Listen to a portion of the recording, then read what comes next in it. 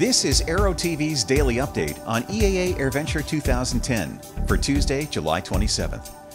The day was just beginning here in Oshkosh when USA Today landed on the doorstep, and there on page 3A was another general aviation hit piece, only this time it specified AirVenture.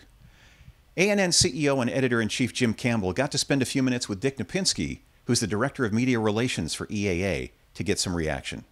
Dick, on the second day of Oshkosh 2010, it's a little disheartening to, pull up the paper, expect to read about, well, things that are always bad news, like oil spills and so forth. And now they're trying to paint Oshkosh as bad news. What's going on with this?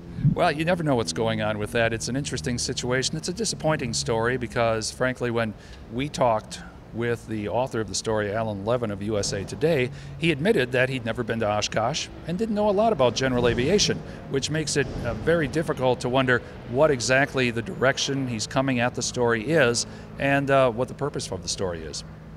Well, is this one of those situations where the writer is, don't bother me with the facts, my mind is made up? Well, I don't know. You'd have to get into the mind of the writer about that.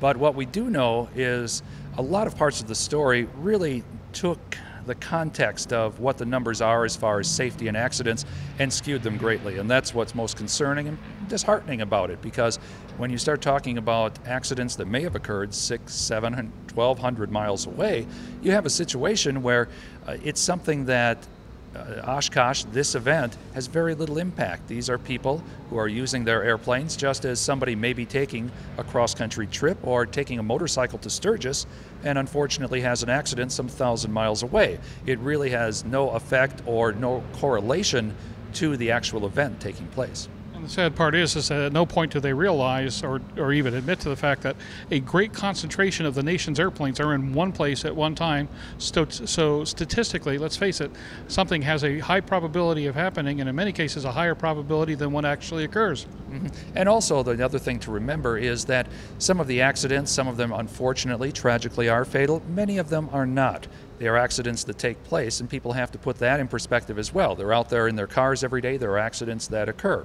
And those are the type of things. And I think all of us involved with aviation try to correlate that to people who drive, saying every day we hear about traffic accidents, yet we don't stop driving. Those of us who fly are the same way, except we have a tendency to look and learn from those reports when they do come out.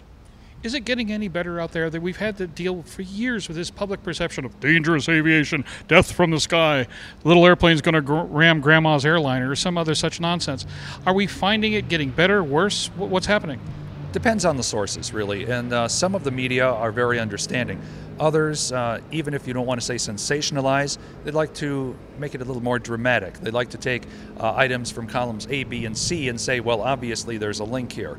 And one thing that we continue to try to tell people is you must take each accident as a separate event. It is something different. It is something you must look at and see if there is any thread that actually links the accident causes together, instead of linking them that they may be all going to one event or happen in one state or happen on one particular day. We'll be back with more from AirVenture Oshkosh 2010 in a moment. If you own a Cirrus today, or if you are considering the purchase of a new or used aircraft, consider this. Aviation, in conjunction with the country's leading Cirrus sales and maintenance facilities, has launched the G3R9 program that combines the purchase of a late-model, low-time Cirrus aircraft and the addition of the Aviation Integra Release 9 avionics suite for much less than you may have thought, and certainly much less than purchasing a brand new aircraft.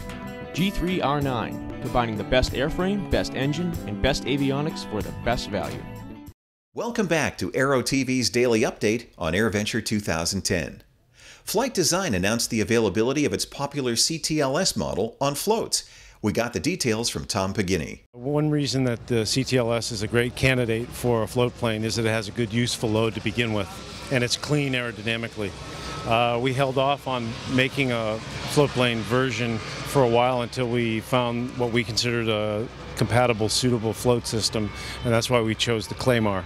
We think it really matches the aerodynamic efficiency of the CTLS, and we believe that there is a substantial niche market for a high-quality float plane in the LSA category. We were introduced to a new company at Oshkosh this year. Massoud brought its unique Sky Car, to AirVenture. So we decided to create a new airplane with a rear door. It's the only one of this size with a rear door. Completely automated for the avionic, for the electric capability, and with a large range, 7 hours and a half, and with a workload very low for the pilot. So we have worked a lot on the design of the aircraft and the aerodynamic to reduce the cost, to improve the speed at a very, very low cost, because several countries need to check the border, to check the maritime border, and they don't have capability to do this with the normal aircraft. Electric aircraft technology is a growing story again this year at Oshkosh.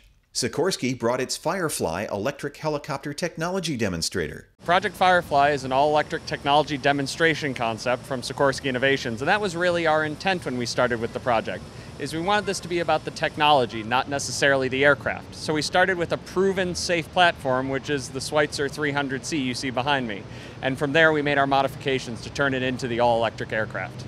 What we're trying to do here is not only prove the technology, but really quantify the benefits of electric propulsion for aerospace applications. What we're doing by putting this in a flight configuration is really finding out what electric propulsion can do for us in the rotorcraft community, not just stay in theories and tables. We'll be back with more from AirVenture Oshkosh 2010 in a moment. Freedom through performance.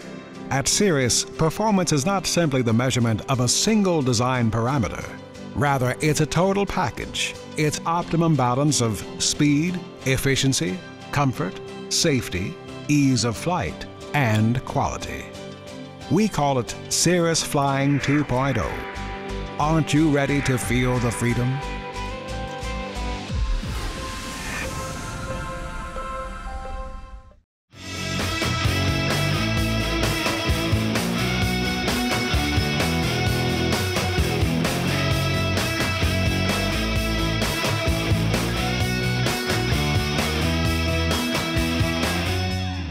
No place more special than we can think of than to be right here. Just looking at all the airplanes, it's amazing how there's so many different types. I really like looking at the airplanes in the sky doing all their stunts. It's just awesome to see all this stuff in one place.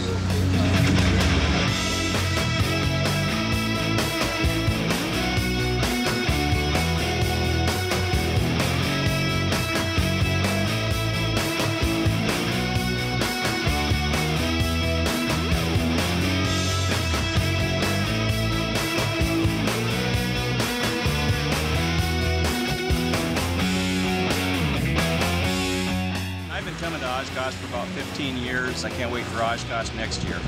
I just really like being in Oshkosh. It's really fun, and I like looking at all the airplanes.